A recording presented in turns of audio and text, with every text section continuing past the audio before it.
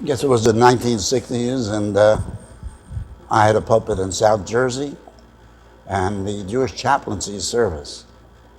I was at that time in Philadelphia. They were the ones responsible for placing people in different institutions, whether penal institutions, whether hospitals, etc., nursing homes. And they said there was an opening at the prison. Would I feel comfortable in handling that? I said, look, I'll try and see how it works out. So they sent in my name, and then I received some forms to fill out, and I had to be fingerprinted first and photos taken and sent to the FBI to make sure that I had no previous record and no ulterior motives of getting in. And then they approved my application, and at that point I became the chaplain in Eastern State Penitentiary. I was able to help in that sense. Okay, so it is, sometimes you can help people, and I'm glad that there were 2 incidents where I was to be helpful, to help people return to normal living.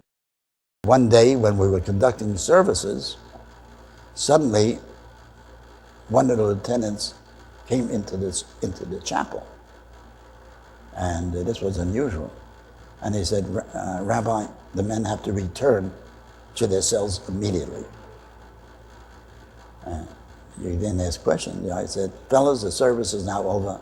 You have to go back to your cells immediately. And the lieutenant said, wait with me, you'll come back with me into the center. I said, fine. Well, what happened, they said, the guard tells me, Rabbi, there's a lockdown. There's a lockdown.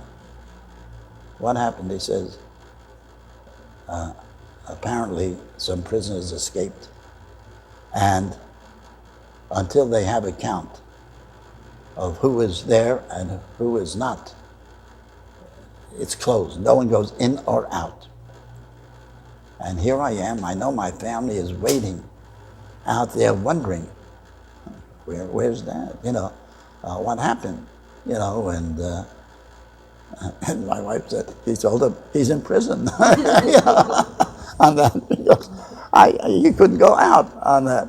And so until they were satisfied that they had accounted for everyone else, and strangely enough, I think Zoe may have told the story, they escaped. They had the meat packers truck came in, and where they put the scraps, they had barrels, and these 2 inmates went into the barrel.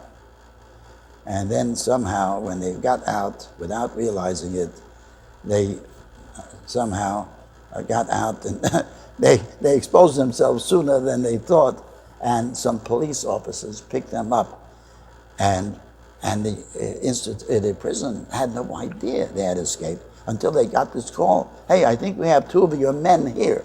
So that is when they said, hey, we have to lock down and check that out. And that's what they did. But when they accounted for everyone else, they said, Rabbi, okay, it's now clear to go.